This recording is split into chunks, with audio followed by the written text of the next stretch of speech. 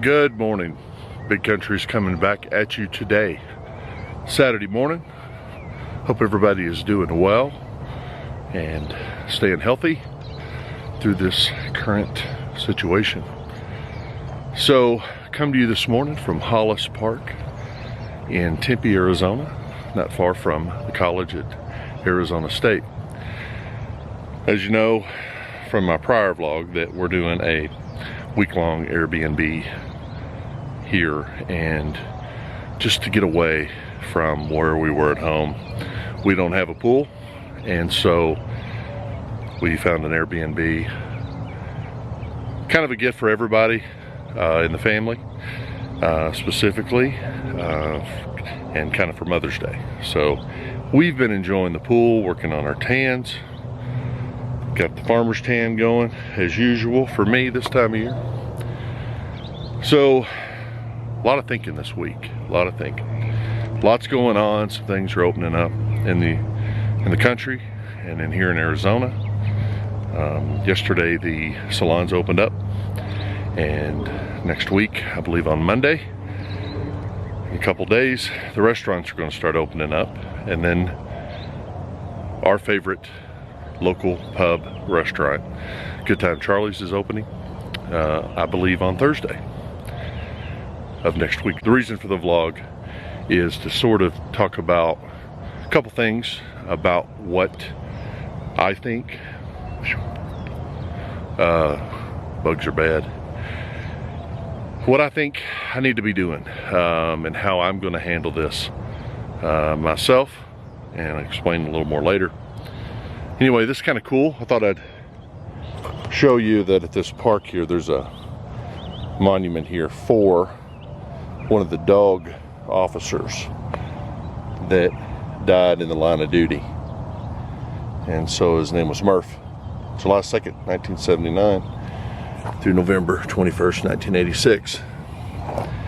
Murph lost his life on the 9th of November 21st, 86 while helping officers in an extremely hazardous situation. The city of Tempe and Murph's friends in the police profession will remember him with fondness and appreciation. So he's got some decorations and awards there. Nice monument. Obviously he was probably in this city ward, however they do that. Now for a little exercise this morning. Still working on my keto diet, and done pretty well. Approaching 20 pounds in almost 2 weeks. So that's how big I was. And barely anyone notices, but that's okay. I got to keep going for the fight. So been doing a lot of thinking, and recently I ventured outside the house and went and saw some good dear friends of mine. You know who you are. And during the time that I went and saw them, I wore a mask over my face and entered their home.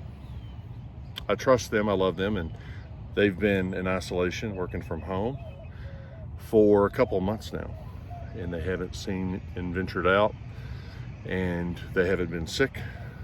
But the thing is that these dear friends of mine are more in the little older than me generation, closer to retirement. And yesterday I went and visited them, spent an hour with them. Whenever you have done what we all been doing for the last couple of months, when you see your friends, those you love, that you haven't seen for a long time, it's human nature for all of us to hug, to maybe kiss on the cheek, and embrace, and camaraderie builds. So I did what I could to protect them and myself before I went over there. Took a shower, washed my body, washed my hands, my face, put the mask on before I went in their home. So all these precautions to somebody I haven't seen in a few months made me think about what's coming up soon. So on Thursday, our local favorite loving restaurant and pub, Good Time Charlie's, is opening up. Now, I don't know what that looks like, and I don't know what the rules are. Social distancing, limited amount of people that can come into the bars, don't know. But in my mind, they open up, and I, get various messages, hey, let's get together, let's hang out. They're opening back up. I don't think we're going to be able to help. Add some drinks, live music. I don't think that I'm going to be able to stop myself from hugging, loving on all of you, which is my nature, and that's the way my brain operates. And I don't know, for me, in my opinion, now's the best time. And there's two things that I want to share with you. One is Becky, my fiance, is going to be leaving in a week and a half to go to Michigan to see her daughter and her granddaughter, who's just over a year old. So Becky, of course, is making sure that she does everything she can to not get infected or be asymptomatic with this virus. So she has drew a hard line in the sand. In fact, during this entire process over the last, since March 15th, to limit her exposure away from the home, away from me, my daughter. She probably has only been away 2, maybe 3 times, very briefly, away from the home since that time. Now, we did the Airbnb, obviously, because she hasn't been out.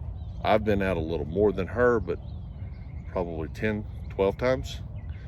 My daughter was home for over a month. She went back to work on Monday. So you can imagine if she was to come down with it, even if she was asymptomatic, and then fly home, see her daughter, granddaughter, the effects would be, it would be heartbreaking for all of us.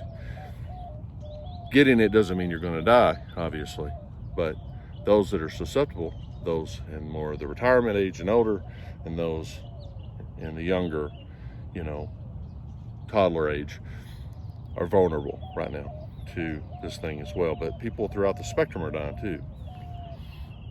I know that many of you would disagree and have your thoughts, opinions, feelings on it, and that's fine. I'm good. But what I want to say is that because Becky's leaving after Good Time Charlie's opens, I respect and love her granddaughter, her family in Michigan. I won't be there. And it troubles me to say that, and it breaks my heart to say that, because I love you and all of you that are my friends, and those that will be my new friends. So I have chosen not to do it. So that's one. And then number 2, recently, my best friend, his co-worker's partner died. And the guy was in great shape, my age, a couple years older than me, worked out, took care of himself, took care of his family, was completely fine. Come down with a cough, a little fever, goes to the ER. Within 48 hours, he's on a vent. He takes a turn for the worse. He takes a turn for the positive, takes a turn for the worse, and dies alone in a hospital bed, without his partner, without his kids, without anyone around him. And for me, it's close to home.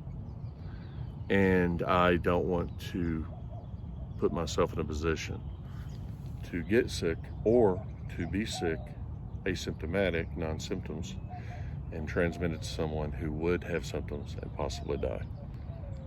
A lot to consider right now. A lot of things going on. Yes, everybody has their thoughts and opinions. But out of respect for my relationship, those I love the most, and my inner circle, in my cave, I have to do what's right. and what I think is best. I'm happy things are starting to open. I need a haircut. I need a trim. Haven't shaved in several days. I'm happy those places are opening. I'm happy that we're getting closer to normal. But for me, right now, in this moment, I am going to stay the course and wait. And I'm thinking that another week or so, just to allow the data to continue to come in. I don't know if you noticed recently, but yesterday they reported that it was the largest day of deaths in a single day. I think there were 67 or 68 deaths. It's a lot. It's a lot more than it was when all this started. Now, I know that that may be testing skewed or whatever, but the numbers are the numbers. Data speaks for itself. Anyway, I just wanted to let everybody know kind of my thoughts on it and what I'm going to be doing about it in the near term. Carrie is back to work Monday. She works in the back, so she's not exposed to the public, and I'm happy about that. Got the masks on, and in my opinion, I think all retailers, Costco, I think Walmart started, I hope Goodwill does, mandates that customers, at least for the short term, for the month of May, that'll make me happy, because I have a daughter who's working at a retail store.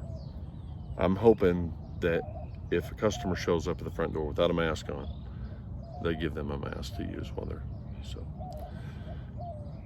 Heard some stories recently that weren't good about people that just don't care, and the customer walks into the store and tells the staff that she just got over COVID, and she was still coughing, sniffling and hacking, and said that she was better. Well, whether she's lying, bragging, whatever, it's not cool. It's like getting on a plane and saying I got a bomb. Right now, you can't do that. It's dumb. So think about the employees that are having to clean up after everything she touched when she checks out, everything. And these are kids. These are 20, 25-year-old kids, a lot of college kids. And I don't know about you, as a parent, I don't want nothing to do with my kid having to clean up somebody who potentially had COVID if I can help it. And that's with a mask and gloves and everything else. Hood, shield, whatever. Doesn't make me feel happy. So my daughter comes home,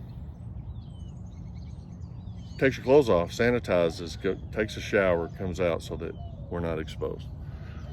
So just things to think about, things that I'm thinking about, what I'm going to do about it.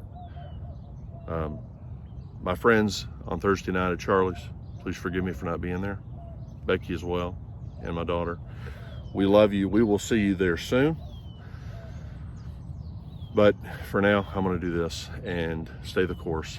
And I will support Charlie's, however, and I will order some food and have it delivered, or maybe I'll come pick it up.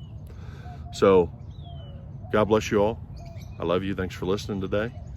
Thank you for joining me here at the park. It's beautiful. It's going to be, I think, 102 today. We got 2 more full days at the pool and the Airbnb, and then we'll be back home on Monday around noon. So anyway, enjoy your weekend. Happy Mother's Day to all the beautiful mothers in the world. And don't forget them.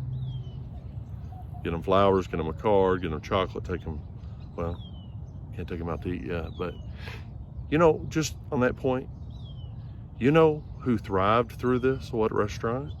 If you think about it, Sonic. It's all takeout. Sonic, invest in Sonic. Their workers never got laid off. Anyway, have a wonderful day. Big Country is going to finish working out and heading to the pool. So God bless you.